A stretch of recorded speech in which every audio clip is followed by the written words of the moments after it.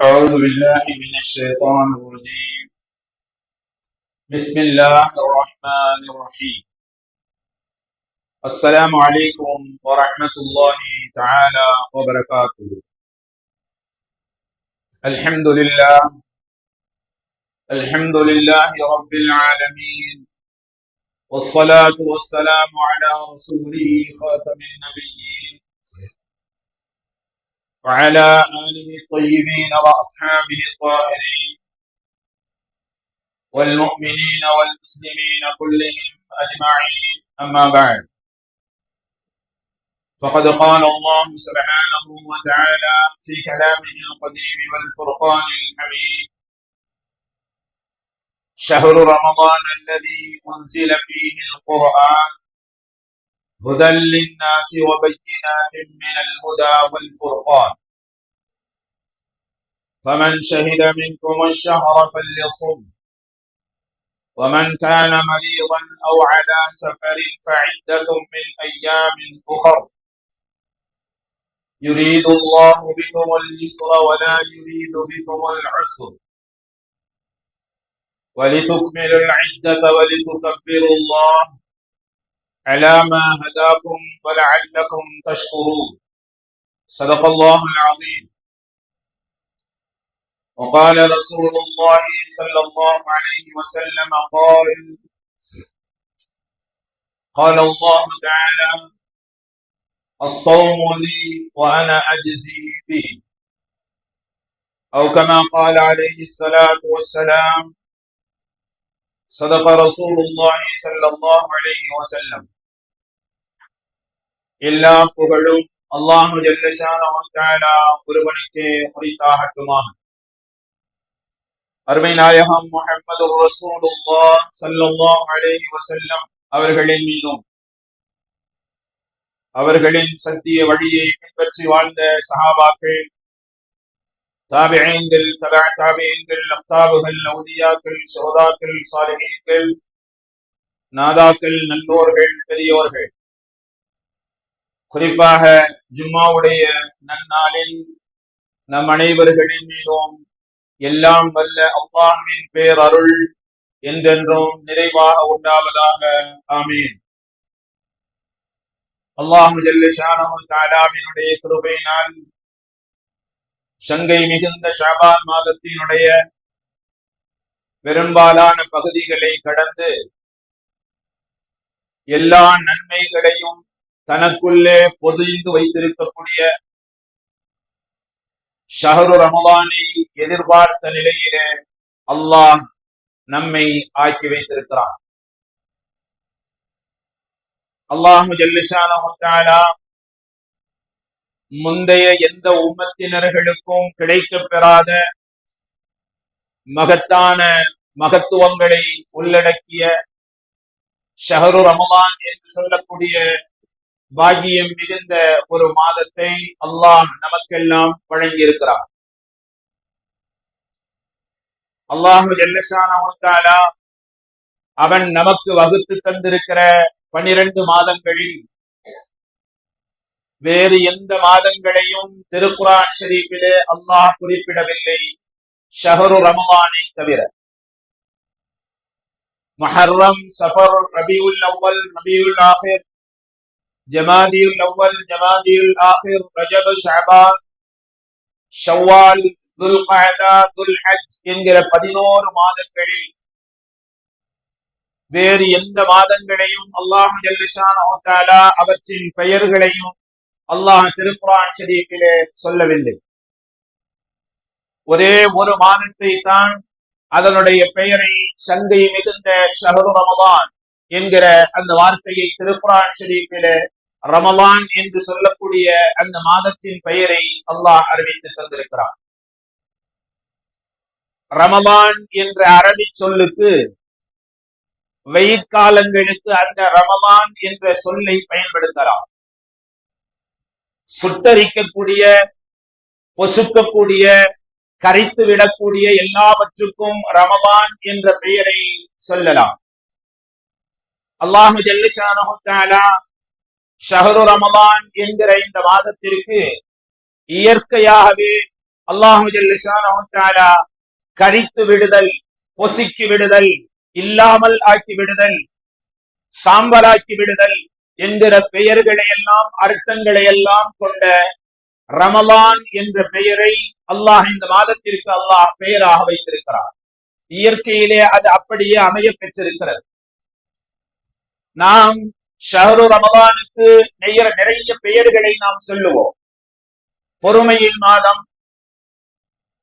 பசியின் மாதம், ஏழைகளை அரவணைக்கக்கூடிய மாதம் என்றெல்லாம் நிறைய பெயர்களை நாம் சொன்னாலும் அல்லாஹு ஜல்ல ஷானஹு தஆலா ஷஹ்ரு ரமலானுக்கு அதனை அறிமுகப்படுத்துகிற பொழுது அல்லாஹ் ஒரே ஒரு வார்த்தையை சொல்லி ஷஹ்ரு ரமலானை நமக்கு அறிமுகப்படுத்துகிறார். ஷஹ்ரு ரமலான், ஷஹ்ரு ரமலான் ஆகப்பட்டது அல்லதி உன்சில ஃபீஹில் குர்ஆன். அதிலேதான் உலக பொதுமறையாம், உலகத்தில் வரக்கூடிய எல்லா ஆற்றல் மிக்க சக்திகளுக்கும் உலக முடிவு நாள் வரை சவால் விடக்கூடிய உலக பொதுமறையாம் திருக்குர்ஆன் ஷரீஃபை இந்த மாதத்திலேதான் நாம் அருளி இருக்கிறோம், இறக்கி இருக்கிறோம் என்று நாம் பல பேர்களை சொல்லக்கூடிய நேரத்தில் அல்லாஹு ஜல்ல ஷானஹு தஆலா ஒரே ஒரு பெயரை, ஒரே ஒரு காரணத்தை மட்டும் திருக்குர்ஆன் ஷரீஃபிலே பிரபல்யமாக அல்லாஹு ஜல்ல ஷானஹு தஆலா குறிப்பிடுவார். அதுதான் திருக்குர்ஆன் ஷரீஃப் அருளப் பெற்ற மாதம் என்று அல்லாஹ் சொல்லக்கூடிய அந்த அறிமுகம். அல்லாஹ் ஷஹ்ரு ரமலான், அதிலேதான் திருக்குர்ஆன் ஷரீஃப் அருளப்பட்டது என்று சொல்லிவிட்டு உன்சில ஃபீஹில் குர்ஆன் ஹுதல் லின்னாஸ், அந்த குர்ஆன் தான் மனிதர்களுக்கு வழிகாட்டக்கூடியதாக இருக்கிறது என்று அல்லாஹ் குறிப்பிடுகிறார். எனவே ஃபமன் ஷஹித, அந்த மாதத்தை நீங்கள் பெற்றுக்கொண்டால் மின்கும் ஷஹர ஃபல்யஸும், அந்த மாதத்திலே நீங்கள் நோன்பு நோற்றுக் கொள்ளுங்கள் என்று அல்லாஹ் ஜல்ல ஷானஹு தஆலா குறிப்பிடுகிறார். நோன்பு என்று சொல்லக்கூடிய அந்த இபாதத்தை, அந்த அமலை அறிமுகப்படுத்தக்கூடிய திருக்குர்ஆன் ஷரீஃபினுடைய சூரத்துல் பக்ராவிலே அல்லாஹ் இப்படி சொல்லுவார், யா அய்யுஹல்லதீன ஆமனு, ஓ ஈமான் கொண்டவர்களே. பொதுவான விஷயங்களை சொல்லுகின்ற பொழுது யா அய்யுஹன்னாஸ், பொய் பேசாதீர்கள், அளவையிலே நிறுவையிலே மோசடி செய்யாதீர்கள் என்று பொது விஷயங்களை பேசுகின்ற பொழுது யா அய்யுஹன்னாஸ், மனித சமுதாயமே என்று அழைக்கக்கூடிய அல்லாஹ் ஜல்ல ஷானஹு தஆலா நோன்பை பற்றி சொல்லுகிற பொழுது நமக்கும் அவனுக்குமான உறவை முன்னிலைப்படுத்துகிறார். யா அய்யுஹல்லதீன ஆமனு, என்னை கொண்டு ஈமான் கொண்ட முஃமின்களே என்று அல்லாஹ் நமக்கும் அவனுக்குமான உறவு என்ன என்பதை முன்னிலைப்படுத்துகிறார். முன்னிலைப்படுத்திவிட்டு அல்லாஹ் இப்படி சொல்லுவான், குதிப அலைக்குமுஸ் ஸியாமு, நோன்பு உங்களின் மீது விதியாக்கப்பட்டிருக்கிறது என்று அல்லாஹ் ஜல்ல ஷானஹு தஆலா குறிப்பிடுவார். ரமலானுடைய நோன்பு என்பது ஏதோ சுன்னத்து முஸ்தஹப்புகள், விரும்பத்தக்கவைகள் என்றெல்லாம் இல்லாமல் குதிப, உங்களின் மீது அது கடமையாக்கப்பட்டது, விதியாக்கப்பட்டது. ஷஹ்ரு ரமலான் அல்லதி உன்சில ஃபீஹில் குர்ஆன், அதிலேதான் திருக்குர்ஆன் ஷரீஃப் அருளப்பட்டது. அந்த மாதத்தை நீங்கள் அடைந்தால் அதிலே நீங்கள் நோன்பு நோருங்கள் என்று சொல்லக்கூடிய அல்லாஹ். யா அய்யுஹல்லதீன ஆமனு, ஈமான் கொண்டவர்களே.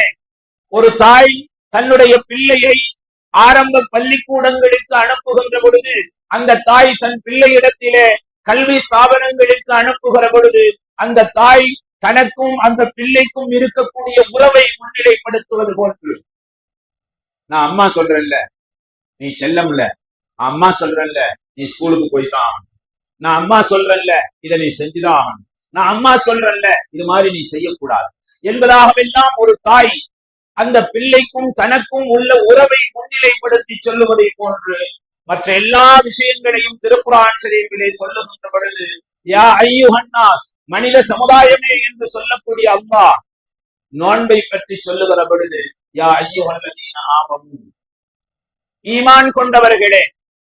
குதிப, உங்களின் மீது விதியாக்கப்பட்டது, உங்களின் மீது கடமையாக்கப்பட்டு விட்டது. அலைக்குமுஸ் ஸியாம், நோன்பு என்று சொல்லக்கூடிய அமல் உங்களின் மீது கடமையாக்கப்பட்டது. விதியாக்கப்பட்டது என்று சொல்லுவது மாத்திரமல்ல, தொடர்ந்து அல்லாஹ் பேசுகிறான். கமா குதிப அலல்லதீன மின் கப்லிக்கும், உங்களின் மீது மாத்திரம் நோன்பு கடமையாக்கப்படவில்லை, முன்னிருந்த சமுதாயத்தினரின் மீதும் உம்மத்தினரின் மீதும் நோன்பு என்பது கடமையாக்கப்பட்டது என்று ஒரு சைக்காலஜி, அதாவது மற்றவர்களுக்கும் அது போன்ற நிலை இருக்கிறது. எனவே நமக்கு மாத்திரம் அல்ல, நாம் நோன்பு நோக்க வேண்டும் என்பது மாத்திரமல்ல, நமக்கு விதியாக்கப்பட்டது போன்று மற்றவர்களுக்கும் விதியாக்கப்பட்டிருக்கிறது என்ற ஒரு நிலை வருகின்ற பொழுது மனிதன் சொல்லுவான், இது என்ன நாம மட்டுமா? கரண்ட் நம்ம வீட்டுல மட்டும்தான் போயிருந்தா? ஒருவருடைய வீட்டிலே கரண்ட் இல்லை என்று சொன்னால், பவர் கட்டாகி இருக்கிறது என்று சொன்னால் அவர் துடிதுடித்து போவார், அக்கம் பக்கத்திலே விசாரிப்பார், அங்கும் கரண்ட் சப்ளை பவர் இல்லை என்று சொன்னால் நமக்கு மட்டும் இல்ல, எல்லாத்துக்கும் தான் கரண்ட் இல்லை, அதனால நமக்கும் கரண்ட்.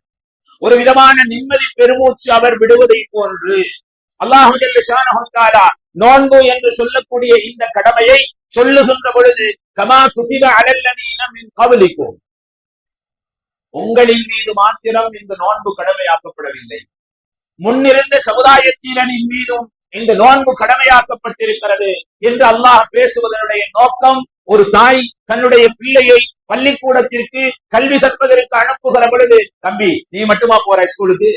பக்கத்து வீட்டு அண்ணன் போறான், பக்கத்து வீட்டு அக்கா போகுது, பக்கத்து வீட்டுல தங்கச்சி இருக்குது அது போகுது, எல்லாரும் ஸ்கூலுக்கு போய்த்தானே ஆகிறாங்க, அதனால நீனும் போய்தான் ஆகணும் என்று ஒரு தாய் தன்னுடைய பிள்ளையை தேர்ச்சி அந்த கல்விக்கூடங்களுக்கு அனுப்புவது போன்று அல்லாஹ் சொல்லி காட்டுகிறான்.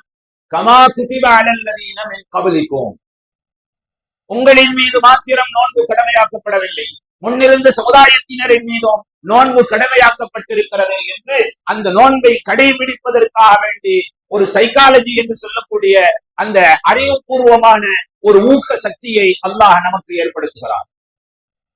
திருக்குர்ஆன் ஷரீஃபினுடைய வழிநடிகளேயும் நோன்பு கடமையாக்கப்பட்ட உம்மத்தினர்கள் யார் யார் என்று பார்க்கிற பொழுது, ஹஜ்ரத் மரியம் அலைஹிஸ்ஸலாம் அவர்கள் அல்லாஹ்விற்காக வேண்டி நோன்பு நோற்றார்கள், மௌன நோன்பு. அவர்களுடைய நோன்பை குறித்து அல்லாஹ் திருக்குர்ஆன் ஷரீஃபிலே பேசுவான், லிர்ரஹ்மானி ஸௌமன்,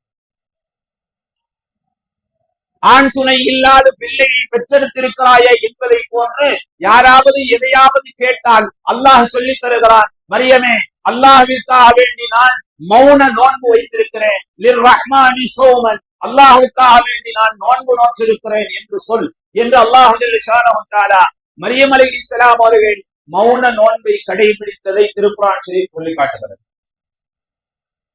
அது மாத்திரமல்ல, ஹஜ்ரத் மூஸா அலைஹிஸ்ஸலாம் அவர்கள் தௌராத் என்று சொல்லக்கூடிய வேதத்தை வாங்குவதற்காக வேண்டி தூர்மலைக்கு அல்லாஹ் ஜல்ல ஷானஹு தஆலா தௌராத்தை அவர்களுக்கு தருவதற்காக வேண்டி தூர்மலைக்கு வர சொன்ன அல்லாஹ் 30 நாட்கள் நோன்பு வைத்து விட்டு வாருங்கள் என்று அல்லாஹ் சொன்னான். ஹஜ்ரத் மூஸா அலைஹிஸ்ஸலாம் அவர்களுடைய 30 நாட்கள் நோன்பை திருக்குர்ஆன் ஷரீஃப் பேசுகிறது. அதே மூஸா அலைஹிஸ்ஸலாம் அவர்களுக்கு மேலும் 10 நோன்புகள் 40 நோன்புகளை கடைபிடித்து விட்டு வாருங்கள் என்று அல்லாஹ் சொல்லி அந்த நோன்பு வைத்திருந்த நிலையிலேயே ஹஜ்ரத் மூஸா அலைஹிஸ்ஸலாம் அவர்களுக்கு தௌராத் என்று சொல்லக்கூடிய வேதம் கிடைக்க பெற்றிருக்கிறது என்று முன்னோர்கள் வைத்த நோன்பை பற்றி திருக்குர்ஆன் ஷரீஃப் பேசுகிறது. எனவேதான் அல்லாஹ் ஜல்ல ஷானஹு தஆலா எல்லா பிள்ளைகளும் ஸ்கூலுக்கு போகிறார்கள், கல்வி கற்பதற்காக வேண்டி பள்ளிக்கூடத்திற்கு போகிறார்கள், எனவே நீயும் பள்ளிக்கூடத்திற்கு போக வேண்டும் என்று ஒரு தாய் தன்னுடைய பிள்ளையை தயார்படுத்துவதை போன்று அல்லாஹ் கமா குதிப அலல்லதீன மின் கப்லிக்கும், உங்களுக்கு மாத்திரம் நோன்பு கடமை இல்லை, முன்னிருந்த சமுதாயத்தினருக்கும் நோன்பு கடமையாக்கப்பட்டது என்று பேசிவிட்டு நோன்பினுடைய பயனை குறித்து திருக்குர்ஆன் ஷரீஃபிலே அந்த ஆயத்தினுடைய கடைசி பகுதியிலே அல்லாஹ் பேசுகிறான், லஅல்லக்கும் தத்தகூன்.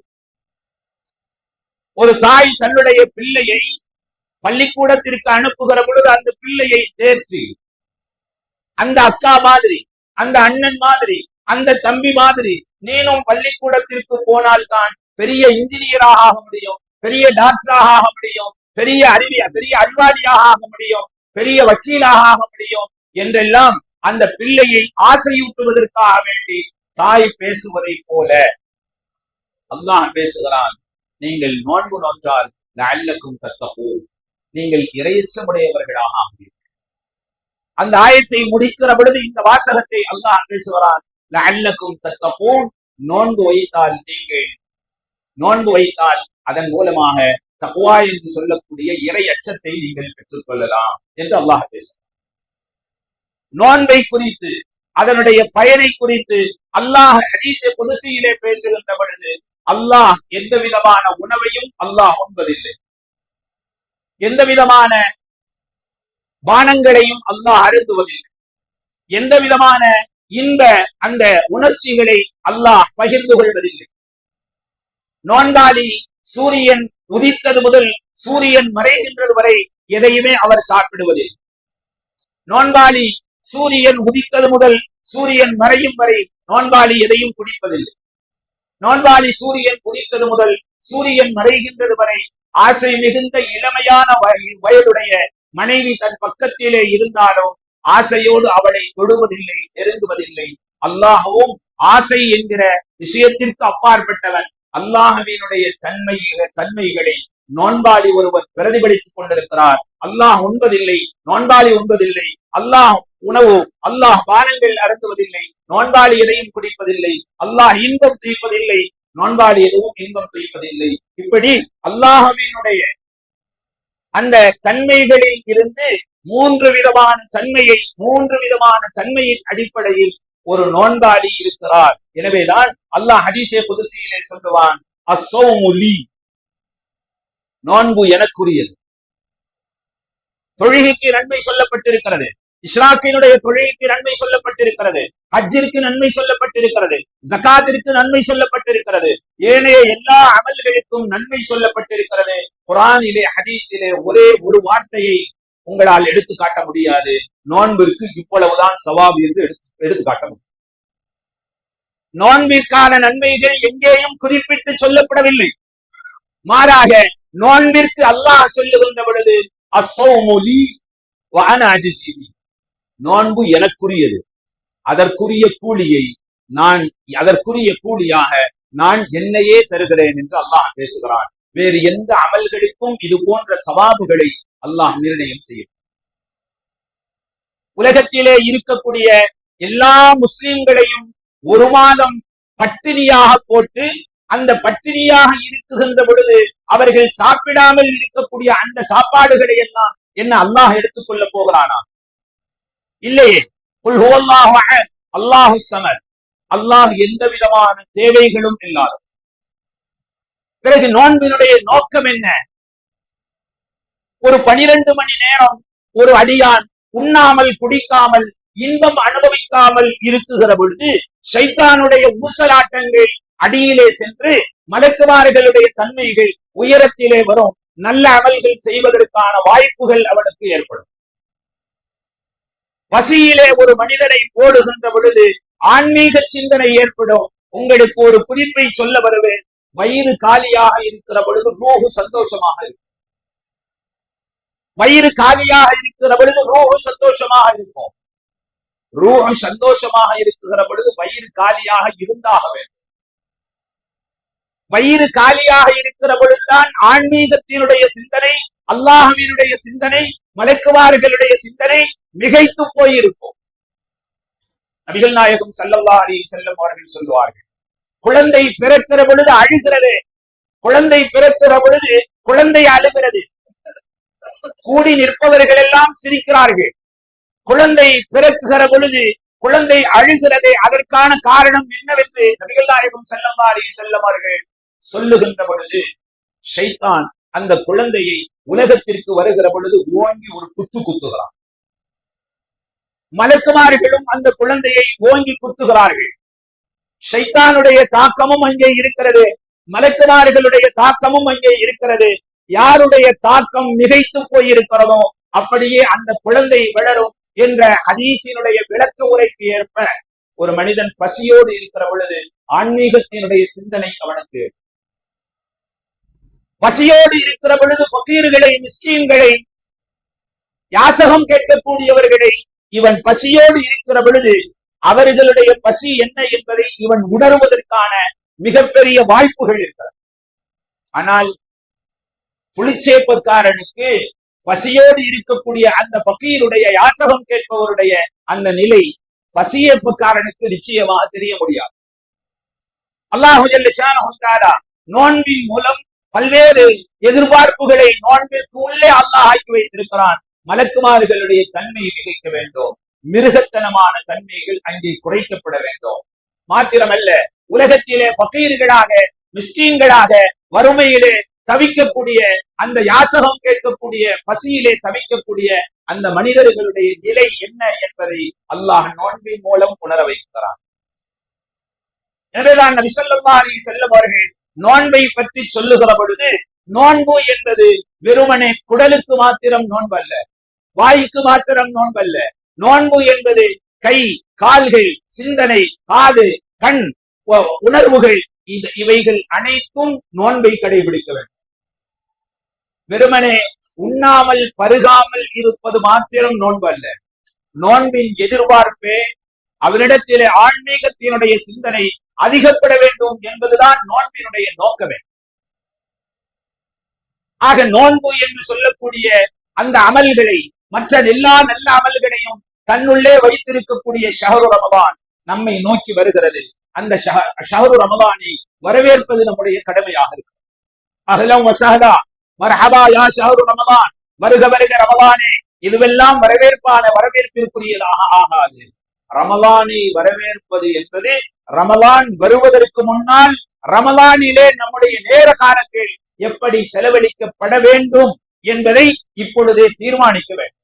நோன்பிலே எத்தனை குர்ஆன் ஷரீஃப் நான் ஓதுவேன், நோன்பிலே பகலிலே என்னென்ன நல்ல அமல்களை செய்வேன், நோன்பிலே இரவு நேரத்திலே தராவீகளே நான் எத்தனை ஜுசுக்களை குர்ஆனை கேட்பேன், எத்தனை ஹதீசுகளை நான் மனனம் செய்வேன். நோன்பிலே நாம் மற்ற எந்த அமல்களிலே நாம் அஜாக்கிரதையாக இருந்தாலும் நாம் கடைபிடிக்க வேண்டிய மிக முக்கியமான அமல், இரண்டு முக்கியமான அமல்கள், அது நாம் கடைபிடிக்க வேண்டும். ஷஹ்ரு ரமதானிலேயாவது 5 நேர தொழுகைகளை இமாம் ஜமாத்தோடு நான் நிறைவேற்றுவேன் என்று நாம் இப்பொழுதே சபதம் எடுத்துக் கொள்ள வேண்டும்.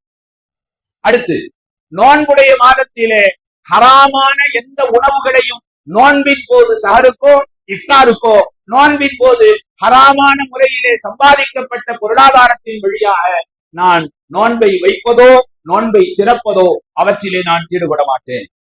இந்த 2 சபதங்களும் நாம் எடுத்துக்கொண்டோமே ஆனால் நோன்பினுடைய மற்ற அமல்கள் நாம் நிறைவேற்றுவதற்கு மிகவும் சுலபமாக இருக்கும். அல்லாஹ் உதவி செய்வான். ஷஹ்ரு ரமதானை வரவேற்பது என்பது வெறுமனே வார்த்தைகளில் அல்ல, கவிதைகளில் அல்ல, நம்முடைய அமல்களினால் ஷஹ்ரு ரமதானை நாம் எதிர்பார்க்க வேண்டும். எல்லாம் அல்ல அல்லாஹ் ஜல்ல ஷானஹு தஆலா ஷஹ்ரு ரமதானை நமக்கு சலாமத்தாக, முன்னோர்கள் அப்படித்தான் துஆ செய்வார்கள்.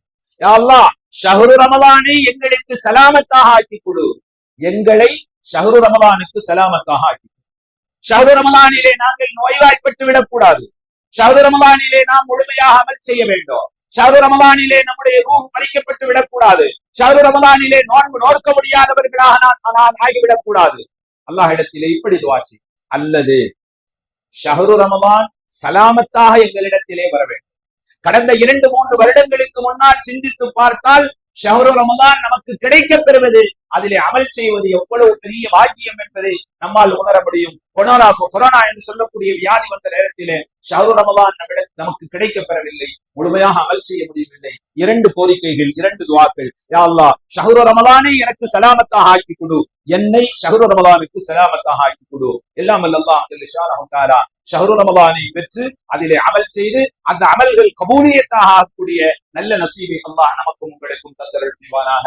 வாஹிரு தஅவானா அல்ஹம்துலில்லாஹி ரப்பில் ஆலமீன். அஸ்ஸலாமு அலைக்கும் வரஹ்மத்துல்லாஹி தஆலா வபரகாத்துஹு.